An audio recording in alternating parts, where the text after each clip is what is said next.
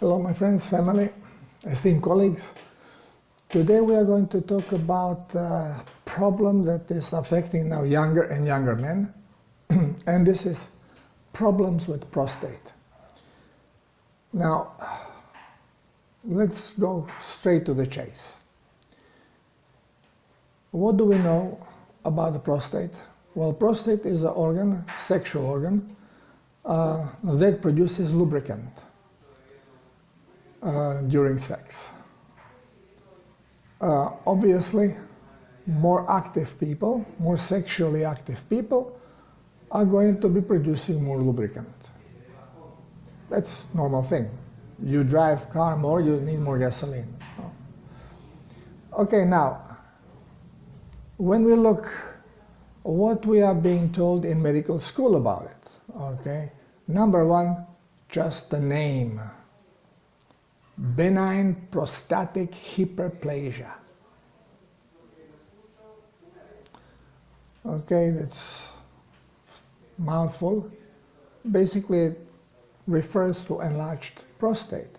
Now, benign, why? Because it could be just simple enlarged prostate, or could be enlarged and with cancer, which would be then malignant. Okay, so we cleared now some of the big words, and now let's go into normal human people language without baloney. There is no such a thing as normal enlarged prostate. We are being told it's normal because with age it gets larger, and older men, just almost everybody in modern society suffers from enlarged prostate.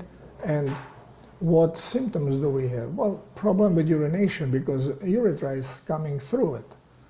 So if it enlarges, it pushes on the urethra and there is problem urinating. So you see a stream smaller. Sometimes the pressure may cause a false alarm, or that you need to urinate when you really don't have to. And since you also have difficulty to empty bladder now, because the passage is very restricted, you may have to urinate multiple times a day, always relieving some of it and really not being able to empty urethra. So it's problematic. Now, more than problematic is that we look at it like typical symptom of aging, which is not.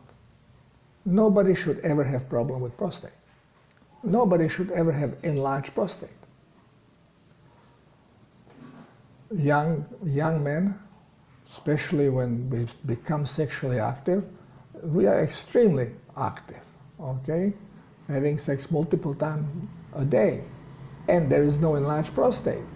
And as we get older, all of a sudden, the sexual activity is way, way down.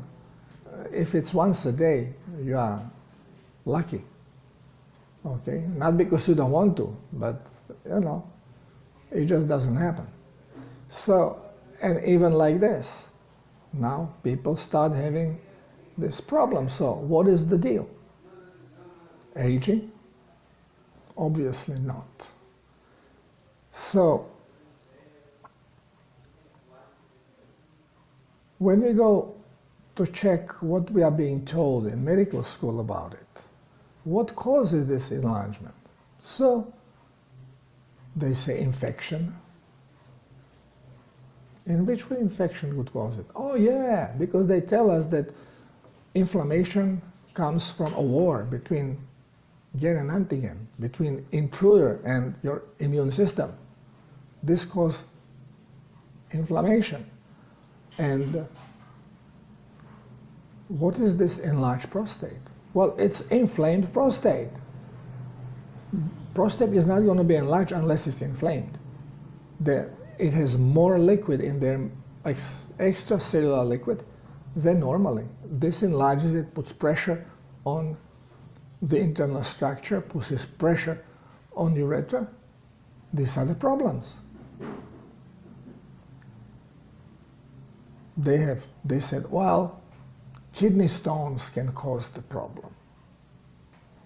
Why do they say that? Because very often, when you have problem with prostate, you also have kidney stones. So, oh, there must be a relation. One symptom is causing another one.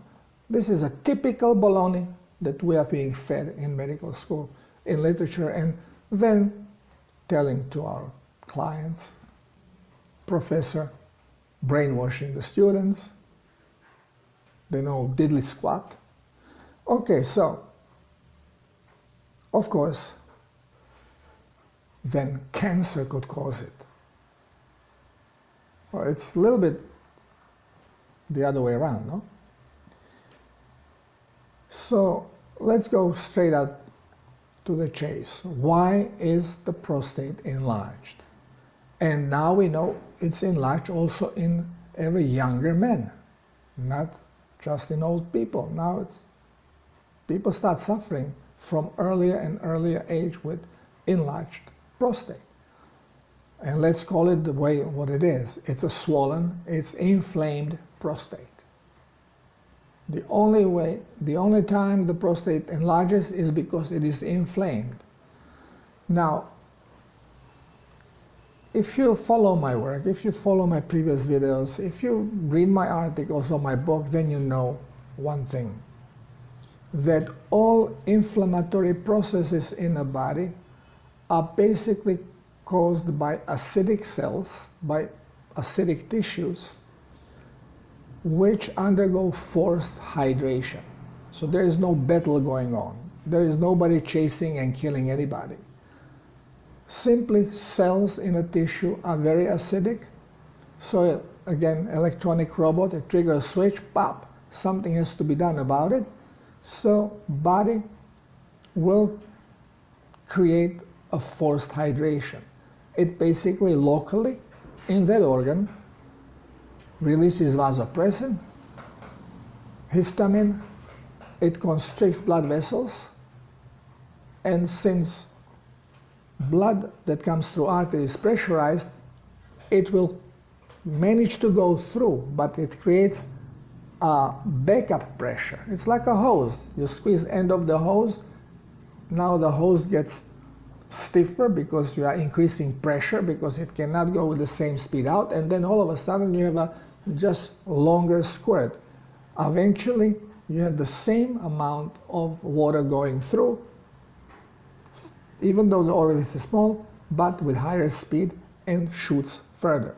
But the backup pressure in a hose makes the hose stiff. These inflammations in the body, this is the main cause of high blood pressure. And since inflammations are in different parts of the body, you may have different blood pressure on the left arm and different on right arm. Also, left arm is closer to the aorta, right? So the pressure, if it's measured on your left arm, is going to be higher. So you want to have a better pressure done, always put out right hand, never the left one. It's always going to be a little higher. Again, we just skip through it, we just don't think about these things. So, when blood gets toxic, and now we know why it gets toxic, because we are basically low on plasma, extracellular liquid, so cleansing organs cannot clean it, and we have a problem now with toxic blood. Now, the cells in the body cannot hydrate with this blood. They don't want toxicity. So they stop hydrating. Since we are living in ever polluted environment, it's more and more polluted as every day, plus we are being polluted. With every jab that you receive, you are being polluted. So, of course, toxic blood will not hydrate cells, and if we have organ that is now more active, that organ is now going to suffer because of its activity. It is going to lose water faster. Now, remember, prostate is a lubricant. It produces lubricant, mucus. And for this, it needs to hydrate. So now it is forced to hydrate with a toxic blood, but it really cannot do it well, not on a cellular level. And this is where problem comes. It starts getting dehydrated faster than other organs in the body because the cells will not hydrate as the blood is toxic. So they become acidic because they cannot regulate the acidity. And as soon as prostate as an organ becomes acidic, the switch is flipped, pinga, for forced hydration. And there comes the inflammation. And because it inflames, back pressure is being done, which slightly will increase your blood pressure. Since toxic blood is causing this, of course, it's not causing only this problem. What contributes to this toxic blood? Our bad diet. So we are all munching on forbidden food, on glucose. So we are producing uric acid. We are depleting our buffers. So we are releasing more minerals from the bone, which cannot be redeposited. Now we have excess of uric acid, which we cannot also cleanse out because we are lacking plasma, which is the main cause of all this chain here. So what happens? Body does best it can, pushes the stuff that it cannot use peripherally, so pushes it in the kidneys and crystallizes it, and you get your kidney stone. It could crystallize it in your joints as well because it's out of circulation, and you may get arthritis or unnatural growth of bone in your body. If the area is alkalized more than other areas, this excess of this excess of this minerals and salts may form a bone, sediment the stuff. But going back to prostate, you are sexually active, prostate has to perform, blood is toxic, cells get acidic very quickly, so you are still young and you have acidic prostate, and bingo, it goes into inflammation. And you start with prostate problems. Now, how do we treat them? Well, we know that inflammation is basically caused by hormones which are being secreted there to do this constriction. Vasopressin is one of them. So what do? We just give counter medication. We work against it. So we do give antihistaminics. And inflammation goes away. We are basically preventing now this body's attempt to operate as normal as possible in given circumstances. It's not pleasant, and it comes with a pain which should alert us to change what we are doing. But no changing. Screw this, I don't want to change. Give me a pill. Huh? So, pill gets rid of the inflammation. So the prostate loses this internal pressure, you can urinate again well, and life goes on. But you are still very acidic on a cellular level, and you are going to be getting the inflammations more and more often until all of a sudden medication doesn't work. So we go with steroids. Bingo! Because steroid is really very, very tough stuff. And steroid is going to work a little bit, but also affects your whole body. It doesn't, you don't get steroid that will only work on your prostate. Once you shoot it in, when you take it in your body, it works on the whole body. And again, it poisons you. Also prevents cellular hydration. But this is the least of your problem because your blood is toxic and your cells are not hydrating anyway. The only way out is to hydrate.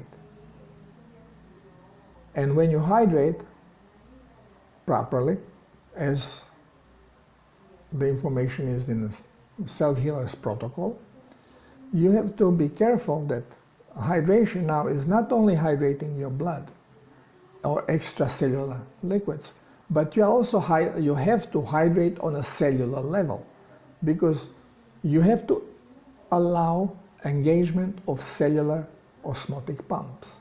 And they are not going to be engaged if blood is toxic. Well, you are drinking plasma, level of plasma rises, and now your cleansing organs start cleansing. And because you are involved, there was a high toxicity there, so now you will have 2 or maybe all 3 organs involved. So changes in urine, possible diarrhea, possible vomiting at the beginning, and possibly skin changes. Some pimples, if you had problem with rashes and pimples before, pew, now they explode, because now the stuff is really going to be pushed out, and this toxic element that originally caused these problems now are going to really show it.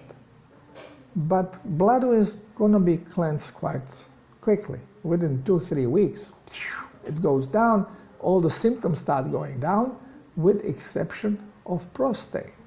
Now, why not? Because you still did not do cellular hydration. And inflammation is there because of cellular acidity. So if the water was not absorbed in the cells, you still have this problem. And your blood can be now very clean, but if you are taking anything that your cells think it is toxic to them, they will not hydrate. And this is any kind of a medication, which means you have to drop all the medication, or everything, from aspirin up, everything. Otherwise you are not going to hydrate properly.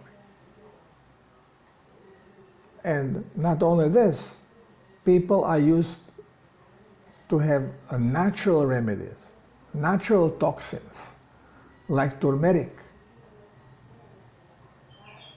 And now they have to stop with it because it will be in the way of hydration. There is no healing possible with medicaments. Doesn't matter if they are pharmaceutical or if they are natural. Impossible, because cells will not take them in. And here comes the coffee, nicotine, alcohol, all this has to go if you want to heal. And since people are not ready for this, they rather gobble pills, and they put themselves into this predicament, and doctors have no clue begin with, because we have never been told the truth. So they don't really emphasize these things. Contrary, they buy these baloney studies, which are there just to confuse everybody. Oh, little coffee is fine, so take some coffee, this is okay. Take coffee enema, it's a good stuff. Take some cinnamon, this is a good thing. Cinnamon, yeah, you have problem a little bit with sugar, it's going to keep the sugar down. Yeah. Well, prostate is going to suffer. So there is no way other than doing the protocol correctly. And once when that's done, rapidly, within 2-3 months, you are fine. After the initial month. So we're talking 3-4 months altogether.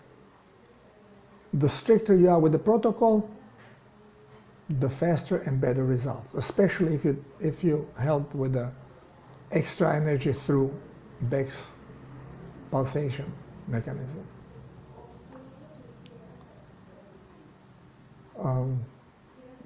I have many examples for this, but examples don't really mean much to people if it is something that they don't want to do.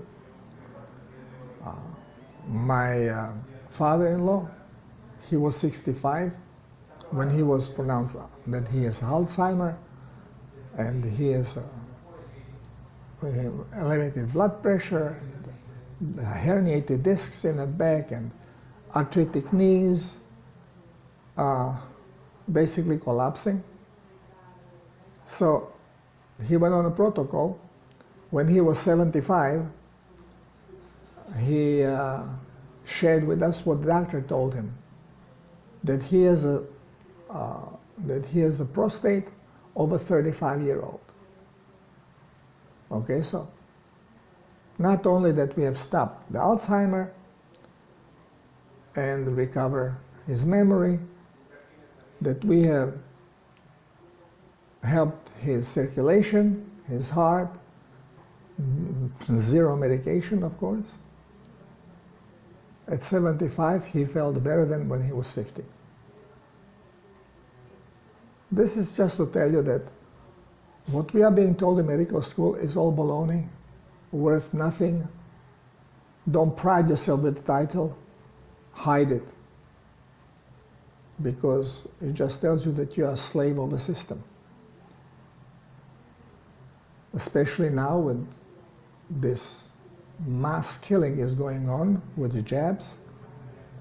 I don't want to talk about it because I'd rather share with you what is important now, and I'll write about things which are a little trickier. So the video do not disappear, at least for some time. So please, learn the truth.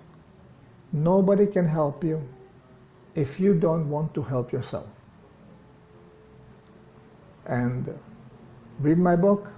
It's a small book because I don't talk much about advertising. This is strictly, directly into the point, and every sentence carries a tremendous message. So, thank you for being here. If you are listening to this, you are awake, so implement it. And show others, show your family, so they can learn the truth. Most people are not ready, but if you are here, you're ready. Thank you for being part of the change. Love you all.